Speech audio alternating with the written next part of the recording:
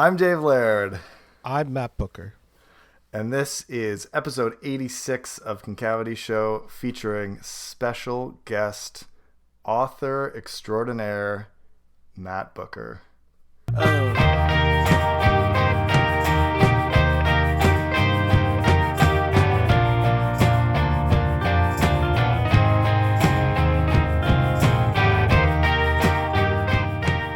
Welcome, everybody, to a very special episode of the show in which, for the second time, the usual co-host is also the guest on display. Matt Booker, welcome to Concavity Show, man. It's great to have you back. I am going to abuse my privileges of having my own podcast in order to allow myself to introduce myself. But you know, it's a real rap move. You know, it's got rap energy to it, like a lot of. It's sort of crass, but you know. Well, I twisted your arm into these, so you're fine, sir. It's just so hard to not talk about oneself that it's tempting to just take this opportunity to expound on things. But no, yeah. I'm glad you read the book and that we'll at least have something in common to talk about. It has been a while since we've done an episode, so apologies for that. Year end is always a busy time for me as a teacher and for you as a parent of kids in high school, and lots going on. So Camille was our last one, but here we're back. The podcast A Life on Books, who I would follow them on Instagram and YouTube. Just did an episode recently in which Andy on the show had read my book and talked about it, and he was introducing me to Tony and was like, oh, he's one of the co-hosts of the Concavity Show. I don't know if they're still active. And I was like, and we've talked about this before of like, how should we just like go on hiatus and like stop doing the show? But I think we've sort of come to the agreement that like, even if we only do a handful of episodes per year, we're still going to keep it going. So we are still active. I mean, we are coming up on our 10-year anniversary this October, Matt. Yeah, which, 10 years. Holy shit, I don't understand how that has been 10 years. That's nuts. Yeah. And I really want to make it to that point at least, and I think we can have the steam to do that. I will say that like I have had a lot of fatigue with just life and small kids and trying to do this on the side every couple months or a few months or whatever. So I have been for a couple of years just been like, I don't know how much longer I can do this for. But then every time we record an episode, I just get lit up because we have such fun conversations with all these writers. Yeah. And I come upstairs to Rachel and she's like, how was it? And I was like, it was fucking amazing. Yeah. Man, Camille Bordas is so cool. Like yada, yada, I just talk for half an hour. And then she's like, yeah, you say you're running out of steam for this, but like, I don't know if that's true, man. Yeah. So. And there are some books coming out in the fall. Yeah. I think personally, I've been in a little bit of a rut of reading, and that I've started a bunch of books and I've read a bunch of books, but maybe only 2 or 3 of the ones that I've finished, I've truly enjoyed so far this year. And the year is like half over.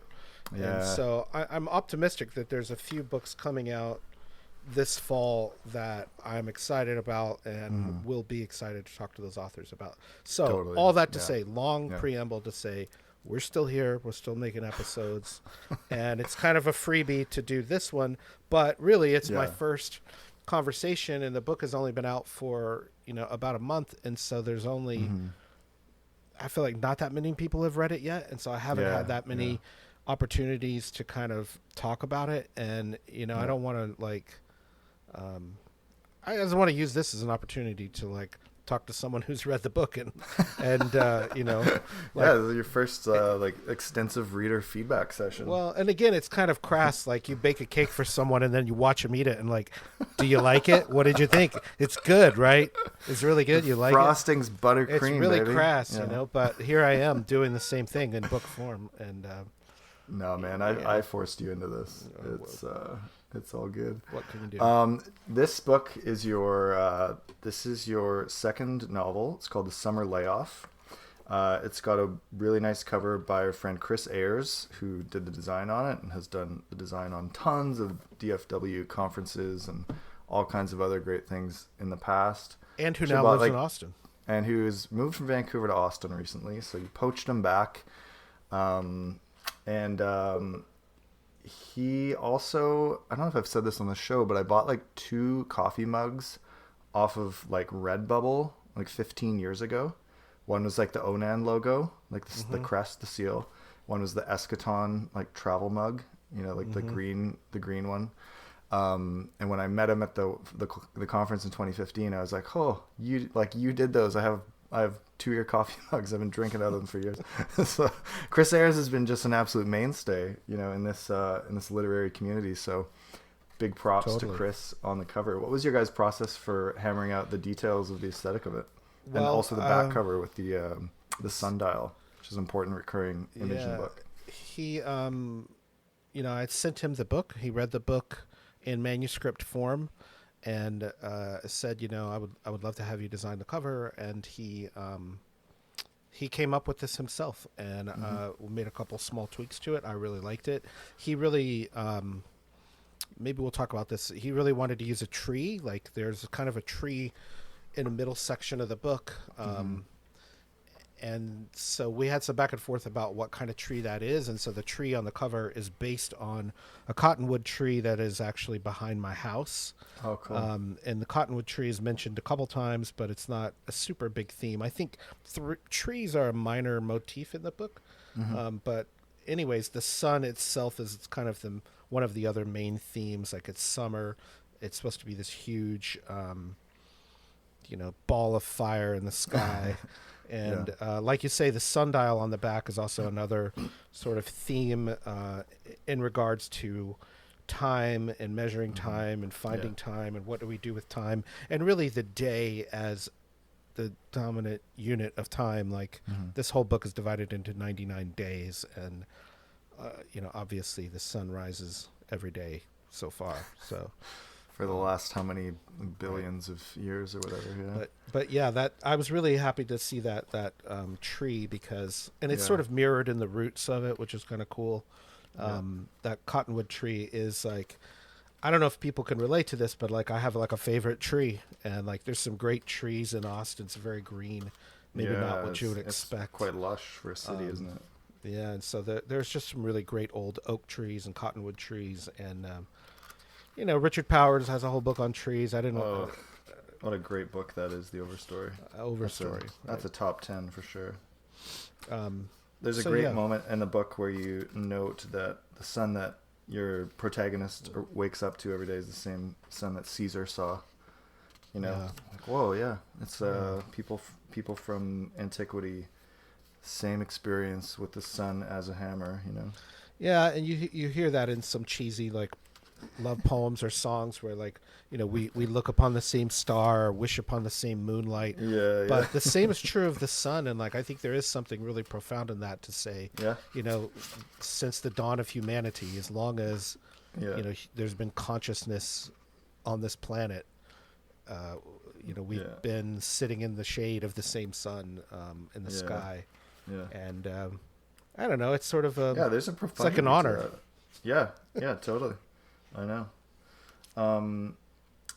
So the cover is like a pretty thematic representation of what this book's about. This is, we'll say also, this is a sequel to the Belan Deck, to your first book. And that's apparent like right off the bat with the opening pages, because we get a recurring character from your first book, which is Jimmy Chen, who is the most stoogey yes man ever. And I find this character just hilarious. You have a line about his wardrobe is just like dorky. He wears the same thing every day. Same thing, but different color schemes. Really pretty hilarious description. And you know, you come across these people in corporate America sometimes that are just like, wow, they're the archetype of like Mr. You know, khaki button down business casual, and really like not interesting as a person, because they really just have this sort of work life. And that's their identity, right? You know, basically. And so I hope that you don't have to read the Belan Deck to appreciate this. I think it was meant to stand alone as well. Like maybe you can infer sort of what has happened, but but there are some really fun callbacks to your boss, to Belan, to Jimmy, to like things that happened in the first book. So certainly you can read it on its own, and that would be just fine. But it's a lot of fun to see like the breadcrumbs lead back to your first book. You get this great moment on page 4 where they're giving you all this corporate bullshit speak about, how hard it is to let you go, and like, you're one of the people affected by this decision, unfortunately. And then the protagonist says, I'm sure this had nothing to do with the deck he wanted or the board meeting, or how I told him to fuck off with his stupid AI project in front of the board. No, it's not related to that at all. You just happen to be laid off. Yeah, it's like we're making some difficult decisions around expense targets and realizing some synergies. Jimmy was clearly reading from a script, or maybe he'd memorized the talking points already. Great. Yeah. Love it. Yeah. And he was again, an especially brainless automaton. Yeah, page 5, all the stuff is khakis and different shades of brown, button-down shirts. Yeah. I've never worked in any kind of like corporate job before.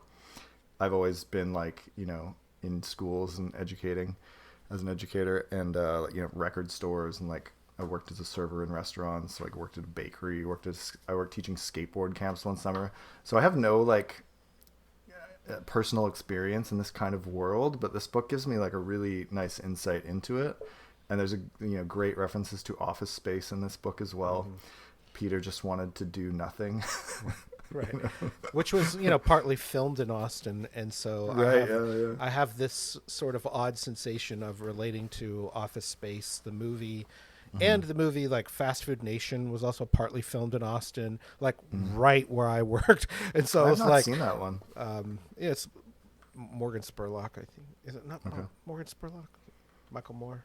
Anyways, is it Linklater? Shit. Edit this out. Make it sound like I know what I'm talking about. Say all 3 of those names with confidence, and then I'll edit out the other 2. But Austin is just like something about it that there is a mix of this really like corporate jobs and creative types who are forced to go and pay the bills by taking these really corporate jobs. And so I used to joke and say like maybe my ideal reader is someone kind of like me who has some experience with like the creative world, but also the corporate world. And now I would narrow it down and to say maybe my ideal reader is like someone who has my exact same job in Austin, Texas. And it's basically I'm just writing for myself and someone my ideal reader they say is write like, what you know, right? And this is a fictionalized version of my life. Like some of this is based on reality, but a lot of it is just made up. So so the protagonist, like sort of aka you, is sort of like I imagine seeing you, and like you're the protagonist in my mind of this book, as I'm reading, but that's because I know you. So this character is like laid off from their job at the start, and they get like a bunch of severance and like benefits and all kinds of, like, it's as if they just get to work for the next, what is it, like 9 months or something, all the severance, right?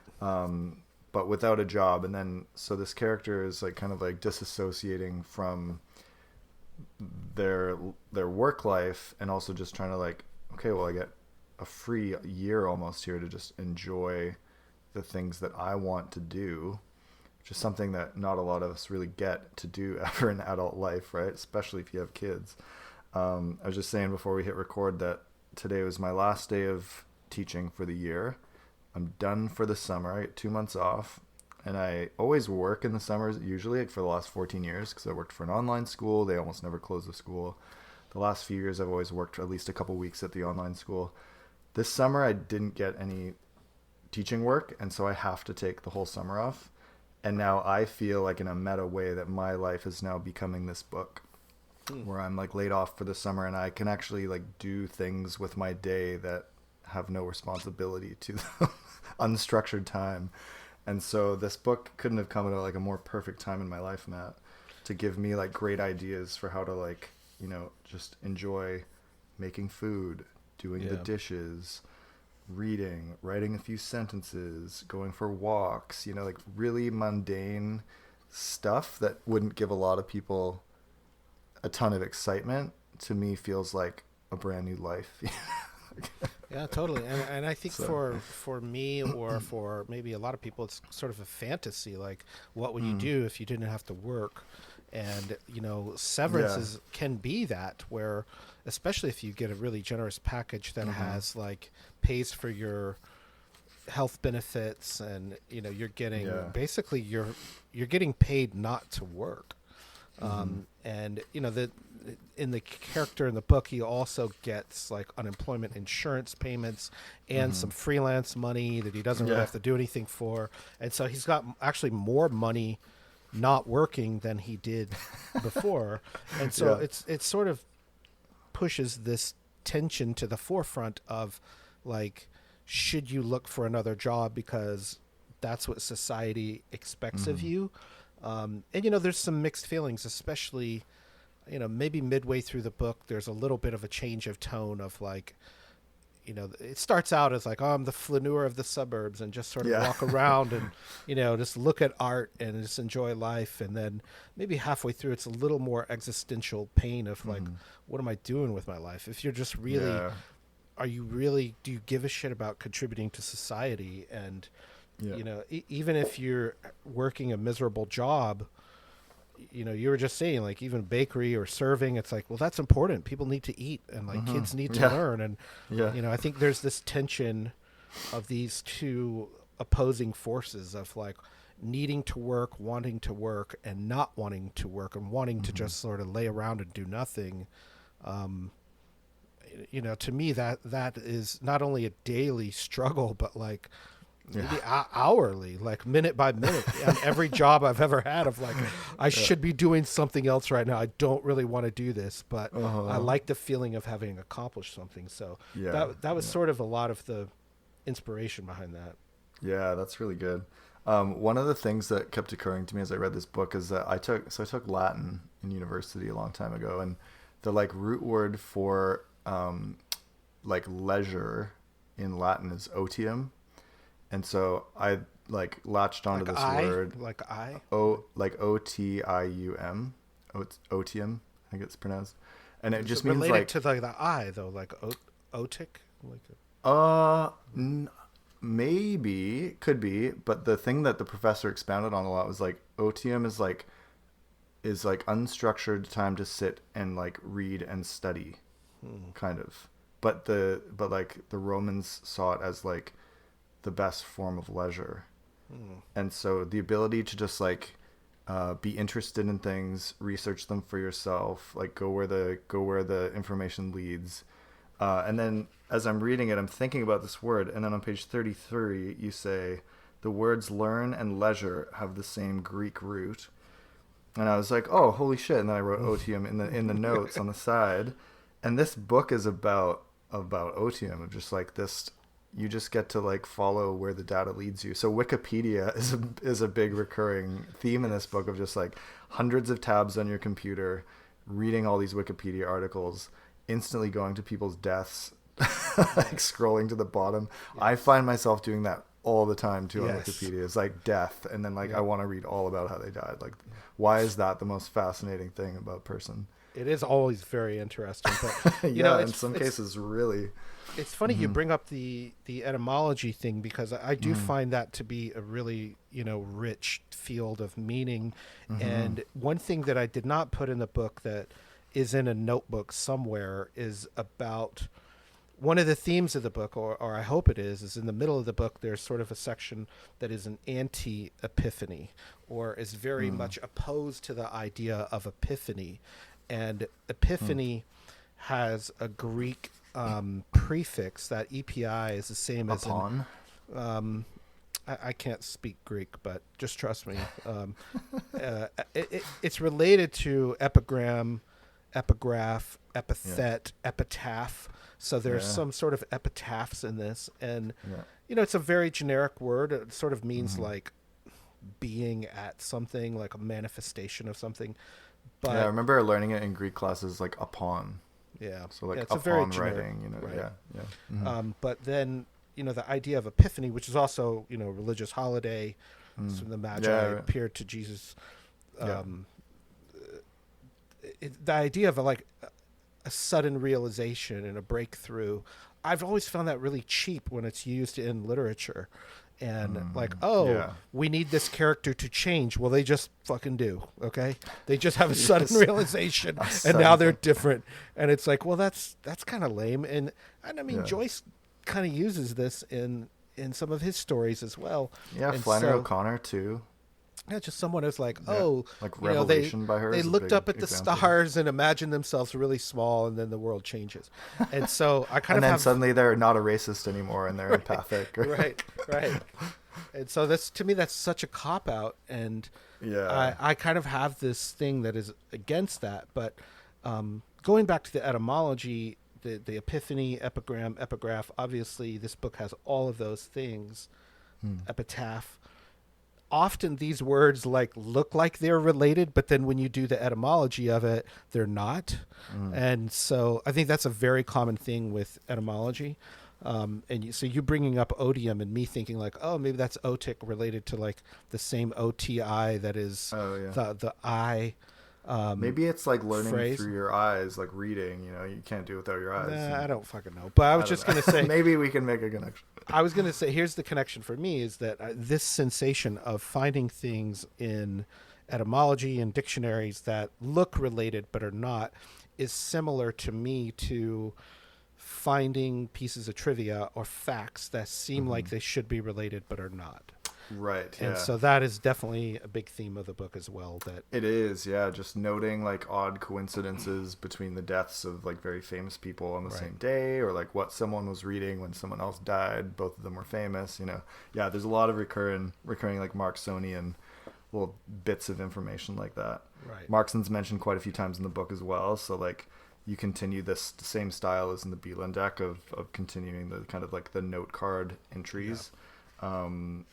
What did anything change in your writing process between the first book and this book, or did you have a very similar kind of keeping the note cards, because you were doing literal note card boxes, right? And then I've kind of switched to just putting it all into notebooks. I found I love writing by hand, and I think what I've yes, but I have a different it's actually a Blackwing type of notebook that I've been using for these books that are these kind of almost like a blue book. But what I found was that I couldn't stop writing that way after I finished the Belan Deck. It seems really addictive. It was this would have been good in the book. This would have been good in the book. And I just kept writing down, every day I would just have pages and pages of more sort of facts and lines that way, and start to look for connections between them. It's sort of like when you lay things out on a table and say, okay, I've got all of these little pieces. What can I put together? Yeah. So it's like you're Nathan Fielder dissecting the autobiography of Sully Sullenson. Sullenberger, looking for ways to patch together meaning from his pilot escapades. Not quite. So I mean, part of I think I told you this on the last one, was part of the Belan Deck issue was finding a sort of a frame that worked for all of those pieces. And the same with this book is that I really wanted to do it in diary format, because I'm a big diarist, right? I write because it's day one day. And then a bunch of thoughts, and then day two, and they just roll out numerically.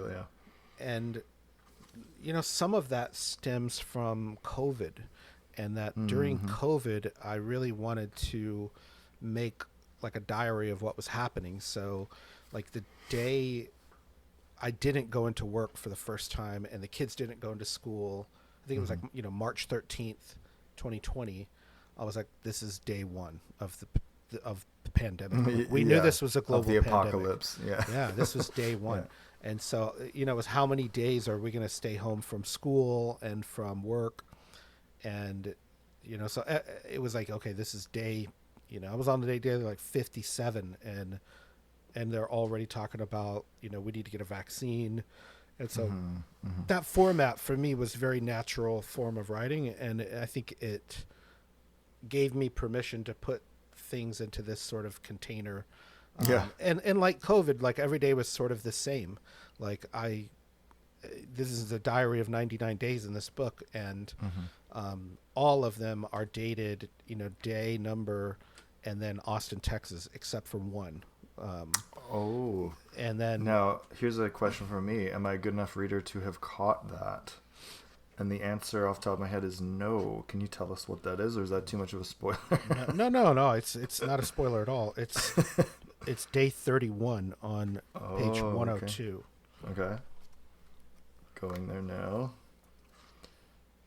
Oh yeah. Okay. So I was gonna ask about this. This is the part where the book goes from like, these kind of punctuated entries into like, kind of like a novel, a short like little novella in the middle of the book where there's like an event, like with most like a short story. Yeah, like a short story in the middle. Yeah, which sort of features the tree that we were talking about on the front, right. In some ways. Yeah. What brought you to that kind of very interesting structure to go from? So this story, which is called Dan T's Land. This sort of the genesis of the whole book in some ways. And okay. You want to write something like kind of around it? Yeah. So with the Belan Deck, I maybe mentioned this before, but it was a little bit of like me wanting to retell a modern version of the Odyssey. And that a guy's trying to get home to his wife, and in the modern day, that just basically means like waiting around in an airport. It's really heroic stuff. And there's not many like Cyclops to defeat. Sirens. There's mental pain, and there's a question about psychic anguish. Right? Is that suffering just as much valid? But with this book, one of the things I wanted to update in a way was the Inferno. And so that Dan T's Land, that's like Dante, Dan T's. Oh, that's cool. I didn't catch that. Dante's Land. And the opening lines of the Inferno are, it's in Italian, but it's something like, midway through the journey of life, I got lost in a dark wood and the true path was wholly lost. And so I took that very literally, where this is a story about someone dealing with a midlife sort of crisis, going into the dark woods and getting lost. Yeah. And that was sort of the inspiration for it, of like, could I make that, in a modern way that is not obvious? And so there's a couple of other things, like I didn't want to put in a lot of like, and just like in the Inferno, he had, a guy, a river guide, but he does run into a guy who is like a river guide. Like a psychopomp or something. Yeah. Right.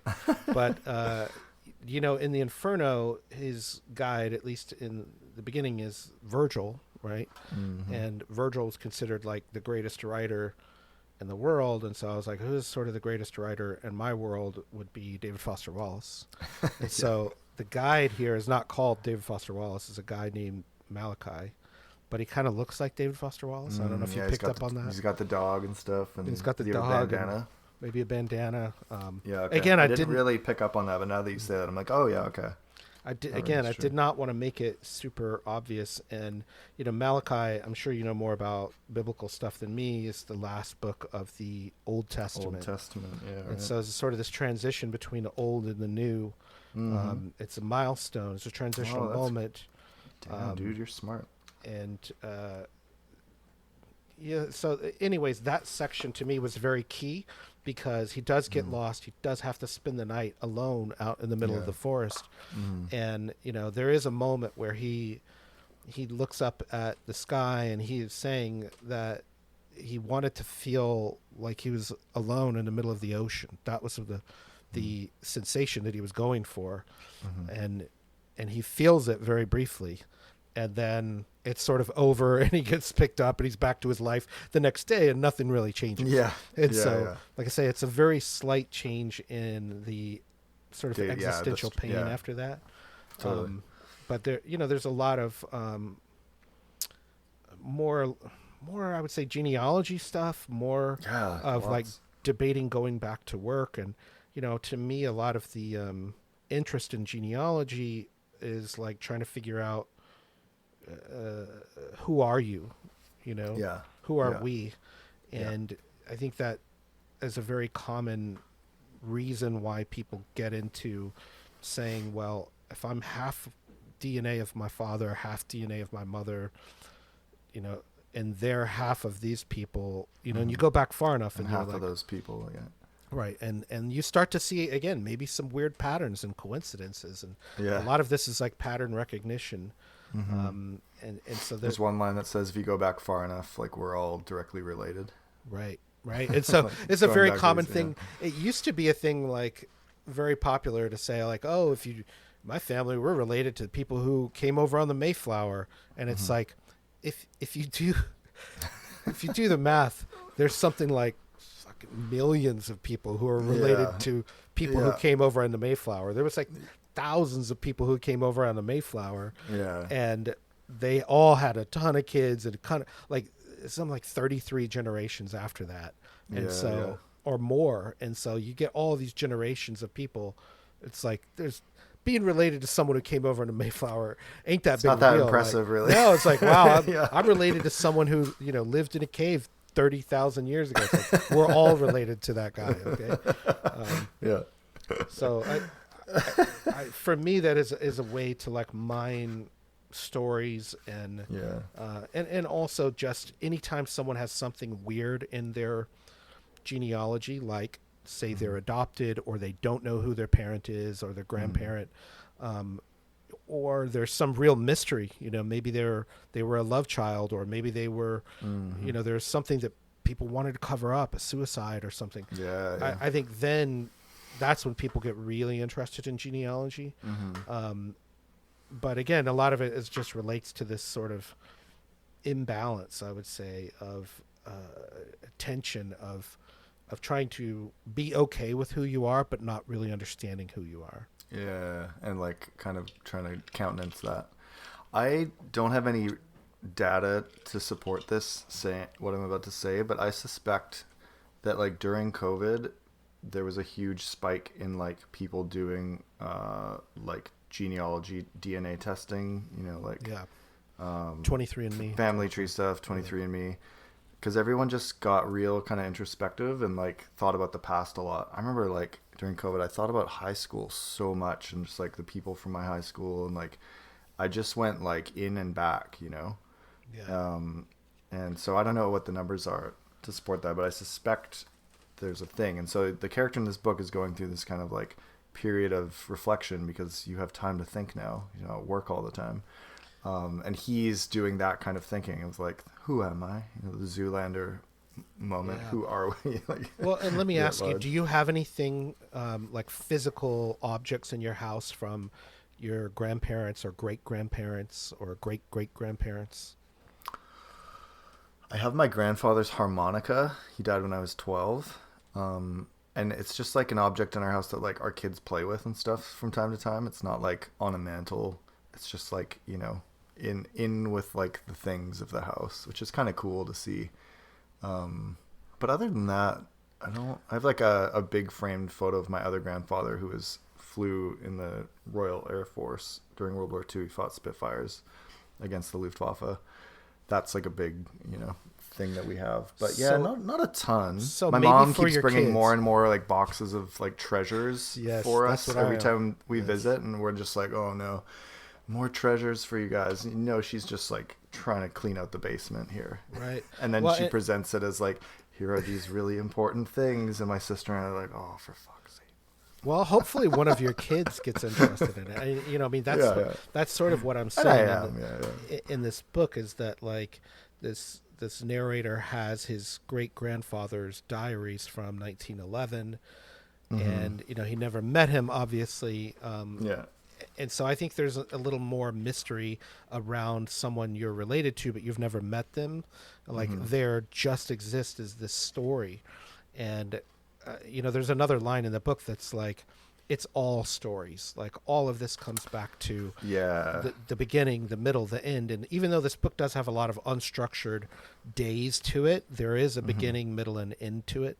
And, I think for me that's sort of one of the obsessions that I've always had, is like the beginning and middle and ending of your story, of your life. And like, we're kind of in the middle of it now, but I'm, getting on towards 50, and like you start looking at like can I really say I'm in the, when can you stop saying I'm in the middle of my life? Like I'm midlife, middle-aged, right? And you know, every story's got an end. Yeah.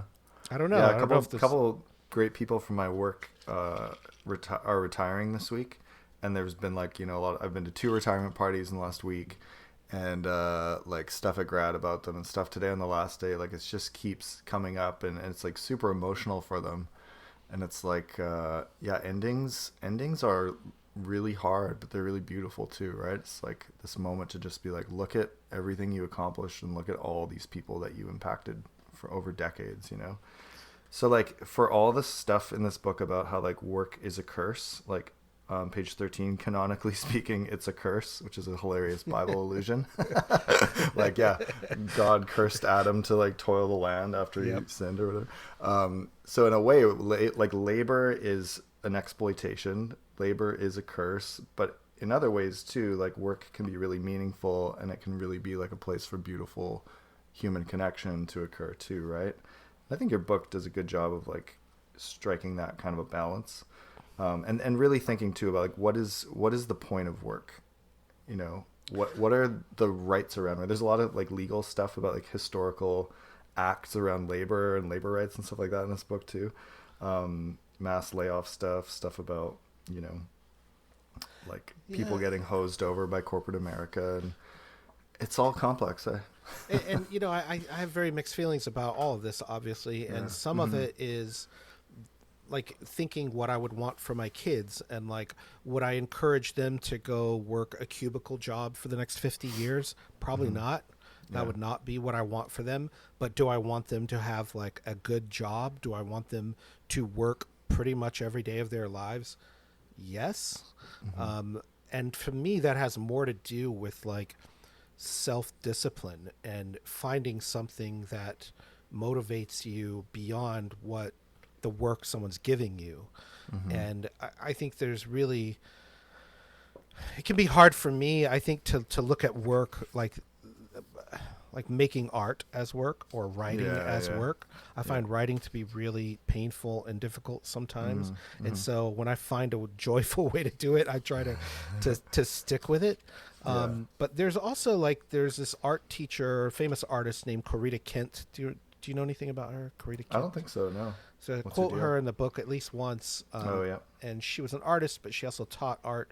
And in her classes, she had this like list of 10 rules. And like one of them is, the only real rule is work. Like you have to be working. And I'm sure you would see this as a teacher yourself. Like you mainly want your kids to show like they're trying to get better. They're trying to work. And if they're working hard, you know, usually it leads to something good. And usually, you know, eventually you catch on if you work at something, you know, you worked at this damn lesson all this time. Like hopefully you learn it and you figure it out. And so I have, again, this sort of opposing forces or equivocation between being like, I've been doing this for decades now, man. Like I've been doing this for a long time of earning pay from someone else. Like I don't own my own company. I rely on these big corporations. And when you put your trust in a place and they freaking lay you off, it's natural to hate them and to hate the whole setup, right?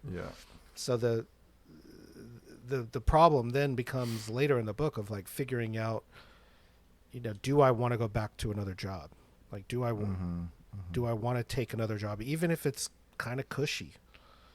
And so that it's not much of drama. Like, it's not a spoiler alert to say, like, in the end, he takes another job. And it's like 2 weeks before he basically gives him 2 weeks notice and says, all right, I've got 2 weeks of summer left, and in the summer, I'll just go back to work. And it's a way of like, I don't know how to do anything different, right? Like, I don't really know how to be how alone. else to live. I know a guy who we're not like super close or anything, but we know each other through the game that we play. We're in like the same Discord server, and he said to all of us today that he just got like blindsided, laid off from his job today. And you know, the responses are like, fuck them, you know, that sucks, like you've been hosed. You know, like there's a real kind of betrayal that we feel when a non-human impersonal entity just looks at numbers on a page and says like, this has to get cut, and that's actually a person. Yeah. You know, and there's a part of me that wants to I want to send him your book. I want to send him this book in the mail and just be like, have I got the book for you? I'll send it to him. You get Sweet. I'll get you his address. But I also don't know if that would be like too raw, you know, to receive that from somebody at this time, or, you know, if you're not in a good place to receive it, I don't know. Yeah. And I debated putting the word layoff in the title, and, you know, a lot of the Belan Deck is about naming things and titling things. Yeah. And so I really struggled with the title of this one. And, you know, one of the early titles I had for the book was, I wanted to make it even look more obscure and sort of literary. And so it was Piecemeal / Day Meal. And part of that which is in the book, right? Right. Yeah. And so Piecemeal, I feel like that's how I write anyways. Like I write, I don't sit down and be like, chapter 1, our protagonist was born in London. And then, you know, chapter 2, he became a small boy and, you know, went off to college. Chapter 3, I don't write like very linear, totally. Right? So it's very piecemeal. And so some of that was looking at that word piecemeal and thinking like, what does that mean, meal? And so meal is an Old English sort of Germanic word meaning like a time. And I was like, well, this whole thing is about time and little pieces of times. And the day meal is a measurement of time. And like that was an Old English word, day meal. Yeah. And so I really liked that word. But in the end, I felt like it was kind of off-putting, not a great title. But I went through a whole bunch of titles that had the / in them. So that's part of my obsession with this Kierkegaard book, which is Either Or. Either Or. Are you familiar with that book at all? I can't remember. I've read one Kierkegaard. It was about Abraham and Isaac. Is that Either Or? I don't think so. It's a weird collection actually, and there's stuff in it that is about like how to live the good life, and then there's also stuff that's like seducer's diary, like him trying to seduce a woman. And right, he was quite a failing at it. Like he was, he failed, and it's a Fear weird and book. Trembling is the one I've read. Okay. Fear and Trembling. Yeah. But also, you know, religious concerns mixed. So I really identified a lot with that book, which, you know, I think inspired a lot of other artists. And so then I was looking at Elliott Smith's version of Either Or. Yeah, I listen to that album all the time. It's a top tenor. Elif Batuman's book, Either Or, which is kind of college novel follow-up to her book, The Idiot, I think, that is set during college, like right when I was in college. So I really identified that with that book. But now I'm just sort of rambling. I don't even remember if we had a question or a topic. Yeah, there's a lot. I love this book. It wears its like influences really on its sleeve. Like you're not trying to sneak the Marksonian influence in. You like specifically name it in this book, you know, and you do that in a lot of places, which is a nice like honest quality to this book that I like. One of the parts, I think the part that made me laugh the most, that I like instantly took a photo of and sent it to people, was the bit about the guy who invented alarm clocks. Levi Hutchins. And I'm just gonna find the page here quickly. I've got the note written down, but like this is just like the comedic highlights. Page 59. Levi Hutchins invented the first American alarm clock in 1787. Fuck you, Levi. It reminded me of Baby of the Year, like, fuck you, Bart Harley Jarvis. I hope you fucking die. Get her out of here. What the hell were you thinking, Levi Hutchins? Fuck you, Levi. But, you know, maybe I mentioned this before in the past, too, with my obsession with Pepys' Diary, which is one of my favorite books, like, ever. So 10 volumes, and, you know, I have the 10-volume set, and I read through it all the time. I love Samuel Pepys. Did we talk about that, about the Belan Deck, I think? I think so. I think there's Pepys stuff familiar. in there. There's more Pepys stuff in here. And one of the pieces that I love about it is just his ability to like get so much work done in the 1660s.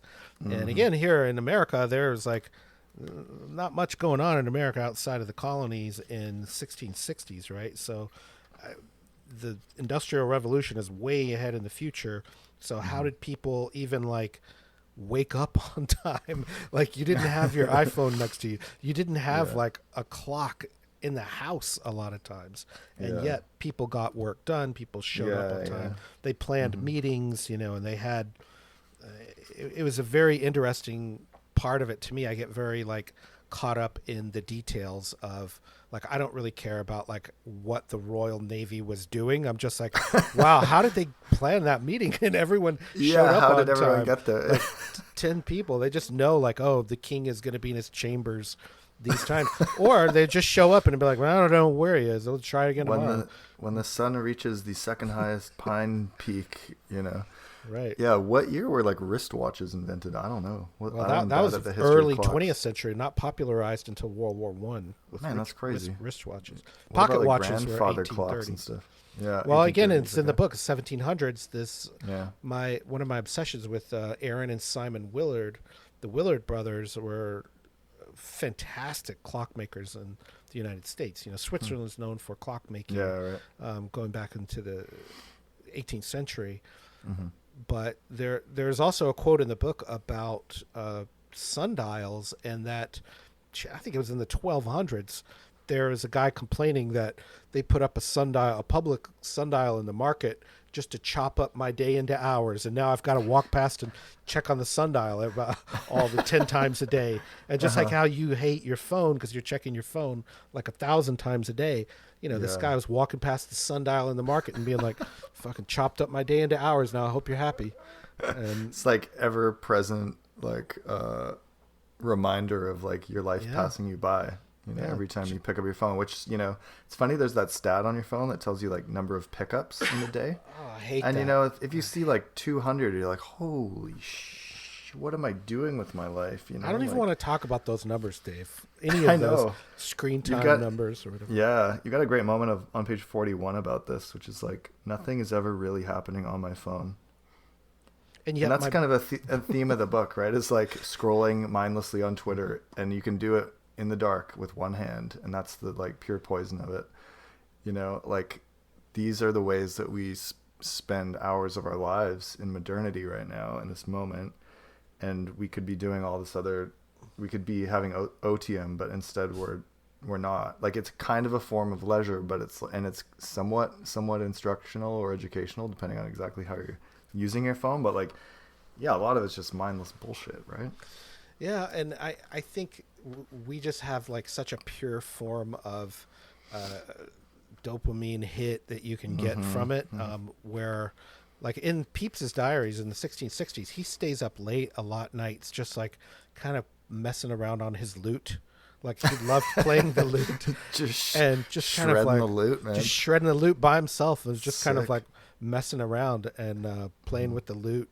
So like we've always had this desire, but I don't know that it brings it's been as easy to get so much. Maybe dopamine's not the right word, but there's so much stimulation that you can get out of your phone that it is still like it's new within our lifetimes, right? Like I mean, when I was growing up, this was not possible. So I think there's a lot of fear in the book too. I mean, maybe more in the Belan Deck about AI replacing us. Yeah, AI is big here too. But it could be implied in this book that that's one of the reasons why he got laid off, is that it's an AI company. Yeah. And I think part of what the book is also trying to do is to illustrate human thought that AI cannot really replicate. And so that's a lot of even some of the stuff that someone might negatively call a non sequitur. It's like the AI or the algorithms are really bad at making those. They don't see the point, so they leave them out. And but that's where like the real interest lies, Right. It's where the juicy good stuff is. Right. And even being interested in anything. Without being programmed to be. And again, I wonder, if you've seen this with generations of kids, like I'm relying on you to tell us, like, no, the kids are all right. But part of me really fears, like, man, not really interested in anything outside of the phone. Yeah, I think there's a bit of like maybe over doomsdayism about that phenomenon. However, I do see that a lot at my job, and a big part of our job as teachers right now is to just continuously tell kids to put away their phones when they shouldn't have them. And it's a huge battle. And like you just see the ways that these kids, not all of them certainly, but some of them just like have no attention span for like sitting down and like reading a book for 3 minutes, or like doing something that's contemplative, that isn't just, you know, entertain me. Yeah. I'm sitting here but just like being interested in a thing and like researching it or writing about it, or like it. Yeah, it's with a lot of students right now. It's a really hard battle for sure. But I also think like people fundamentally haven't changed all that much in the last however many thousands of years, right? Like we're still hardwired for the same stuff. But yeah, I think a lot of the stuff that we're seeing like at my workplace every day is like these phones are not good for people of this age. You know, if I'm a 42-year-old man and it's hard for me to like resist the urge to like check my phone every like at least once an hour, like, and they're getting this when they're 13 and 14, and that's like their most formative kind of brain chemistry years, like that's probably bad. You know? Well, and what I see it not only, you know, with kids but with myself is like what a struggle it is to get them to even be in the same room as a phone and do something else. Even watching TV, I think, is going by the wayside because people would rather scroll on their phones while the TV is on.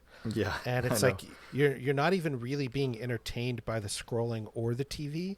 And so it's sort of this weird, you know, your brain is really tricking you into thinking there is something. If you just scroll enough, you'll find something interesting. Yeah. And so this is a lot of notes to self of like, no, you won't find something interesting. Mm-hmm. Yeah.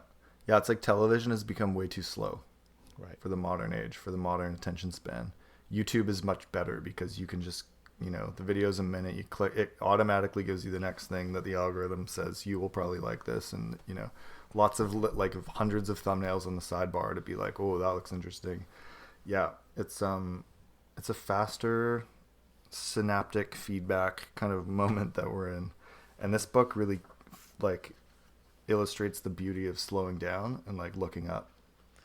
And I tried to, you know, with the Belan Deck and with this one too, of trying to, that's part of the short sentences and the short paragraphs, is to make it digestible. And I even as a reader, I find it really annoying or hard sometimes when you pick up a book and there's no fucking paragraph breaks. Yeah. And there's no, it's not just double like spaced even, and you're like, oh, this is oppressive. Well, it's a big trend, I think, in literary fiction right now of like, okay, this is the good hard stuff, this is the most literary thing, is like stream of consciousness, and it's really hard to follow, and that's somehow good. And I really just push back against that to say, no, I don't think that that's good, or that's not the only thing that we should worship or fetishize. And so I have strong opinions about that, because I think that is the dominant ethos with people who read a lot of literary fiction, that they want it to be really as difficult as possible. And it's like, well, wait all the pension. Well, not only pension is somewhat enjoyable in places, I think. Well, yeah, true. I think it's more like, do you read any of this guy who won the Nobel Prize, like Jan Fosse, like John Fosse? No, I haven't read anything by him. His shit can be really fucking slow going because it's all, you know, stream of consciousness, one person's point of view, and just really dense in some ways. That is like, you know, you're not attracting a lot of new readers with that. I think that if I wanted to give that to a friend and say, recommend this, and it's 700 pages, and there's no paragraph breaks, you'll love it. It's a tough sell. It's a tough sell. And so that's part of my like intentionally wanting to make it easier, and not necessarily writing like YA here, but I'm also like, no. I'm not trying to be reader averse, or offensive. Yeah, for sure. Yeah, this book, it was super smooth and fun and easy to read, and I read it in a really short amount of time, because it just keeps you going. Like every new line break is a new fact or a new detail or a new insight, and it just like flows so nicely and quickly together. So if you're looking for like a great 2-day beach read or whatever, not that this book is like a beach read in that kind of a sense, but like it is a very smooth, pleasant time. If you're in a reading slump, get this book. I actually read this book in the middle of another book, which I almost never do, because I was in a huge reading slump with this big 500-page book that I was just finding so dull, and I was like, I got to get out of this thing. I got to find my love for reading again. And I read this in like less than a week, and it rejuvenated me to go back to the other one and finish it out finally. Did you finish it? Yeah, I did. I did. Okay. I'm done. I've moved on with my life from that book. It took me like 3 months to read it because I just was so unmotivated. I was like, surely this is going to get better and more interesting, and the writing will improve, and it just didn't. So, and you're not. I'm not going to name. There. Yeah, no. That's the other book. This is the book I needed the break from. I think don't need to sell the book to anyone listening to this. I'm assuming they're already sold as much as possible on this book, so. Yeah, for sure. But anyways, thank you for reading it. Thanks for giving it a read. It can be really hard to. Thanks for sending it to me, man. Talk about something you've written. I don't know if you've had this experience at all, but like, once you're done with it, it sort of speaks for itself, and so it can be really hard to. To talk about it, but I do appreciate you being willing to not only read it but to talk about it in detail with me. So my pleasure, buddy. I just want to read a short excerpt from page 168 that captures the spirit of this book really nicely, and kind of using as like my my lesson plan for going into my own summer layoff here. Here is my anti-bucket list today. 1. Drink the best coffee I can find or make. 2. Walk on the trails. 3. Write in this diary. The paper is toothy, pencil soft. 4. Browse my home library. Let my nose lead me into all the fascinating corners of human experience as documented in print. 5. Watch a movie on my to-see list. Cross it off the list. Add 2 others. 6. Take pleasure in what I cook and eat. 7. Go to yoga class. I have a hard stop. Death. That's everyone. So that's kind of like, it gives you a bit of the flavor of how this book feels and reads, and like some of the preoccupations of it. So it's just it's a nice reminder for me to just like look up and just enjoy like the sensory data of life. Matt, what is the best place where people can purchase this book? What gives you the most amount of supportive revenue? I don't really care about that, but I would like to continue your writing life. I would your life like of OTM. I don't really care about that, but I think the ideal world would be to order it from your local bookshop, and that it's probably not on the shelf already. Unless you live in Austin, in which then it's already at Book People. It's on the shelf at Alienated Majesty, which is one of my favorite bookshops in Austin. What a great name. That's in Austin? Alienated Majesty? Yeah. And then, but it can be ordered from any local bookstore. And then, anywhere online. I mean, I'm not going to say no if people buy it off Amazon, as long as you buy it. There is a Kindle version. There's an ebook version. Cool. There are lots of places you could buy it or order it. I think it reads better in print, just because I, wrote it that way. But again, I think it works as an ebook too. So I would say bookshop.org is another one that if you order it through there and sort of select your local bookstore, they get a little bit of, I don't know, $1 or something out of it. Cool. So great. Nice. I'll put some links to those places in the show notes later. Matt, where can people find you online if they want to check out more of your sort of author life apart from the podcast? I mean, the best part for that is probably my website, mattbooker.com, and that I have a bunch of stuff there. going way back for many years. I also have a website called simpleranger.net that I don't post to as much anymore, but has a lot of interesting stuff on there, I think. This is also where you put a lot of your Roberto Bolaño stuff back in the day? That's a separate website called Belano.com. Oh, yeah, right. You can check that out if you're especially into 2666. There's a lot of resources there. I should reread that book. I think I'm due. It's sometime really good. soon. It's really good. Yeah. Part 2 is just pretty rough to get through, isn't it? I think it's depressing. Part 4. Part 1 is my copy is split into 3 separate books. Like I got the box around it. So the second book but it's is still the one called in Part Mexico. 4. It's called Part 4. Yeah. Okay. Yeah. Part 1 is the part about the critics. Part 2 yeah. is the part about Amalfitano. Part 3 is the part about fate. Part 4 is the part about the crimes. And then Part 5 is the part about why am I blanking on his name? Arcimboldo. Yes, Arcimboldi. Yeah, that's right. Yeah. Cool. Anyways, the other site, which I don't know if you've ever looked at, that I have updated regularly is my Tumblr, which is buchr.tumblr.com. Booker.tumblr. Booker Tumblr. And that's the one that's only screenshots from Google Street View. Yeah, right. So that's sweet. I have something like 4,000 or 5,000 screenshots archived on there.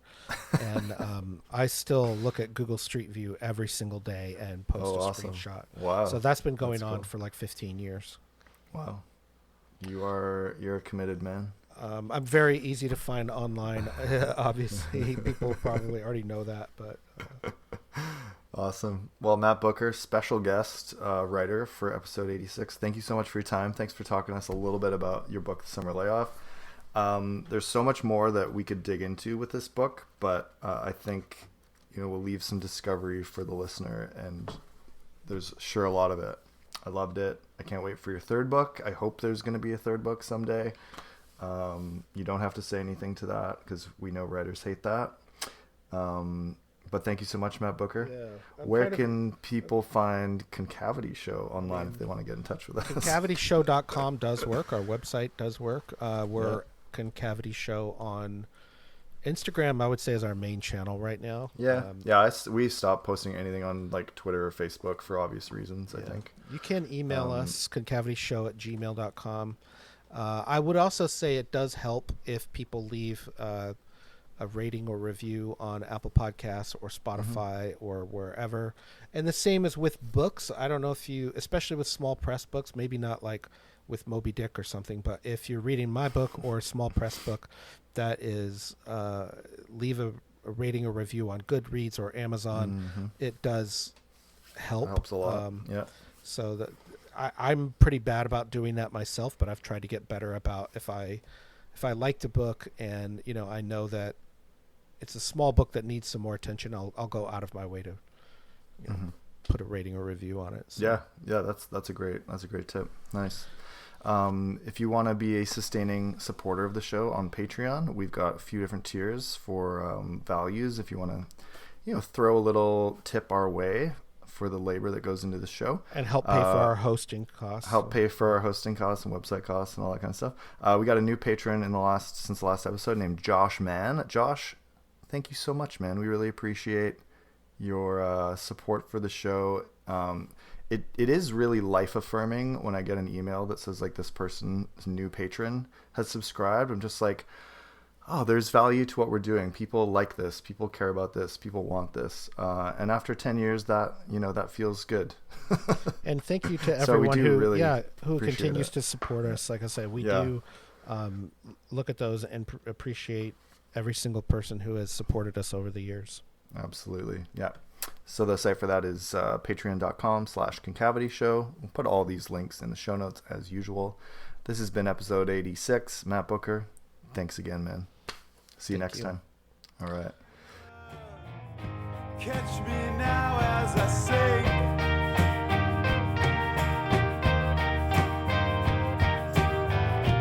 into darkness. I thought to be extinct. I'm Matt Bucher. I'm Dave Laird. Oh no. I start. Fuck. Math. I'm so good at math. Damn it. Like, I'm pretty sure you wanted the other way, but yeah, I said it right the first time. Okay, let's take 2.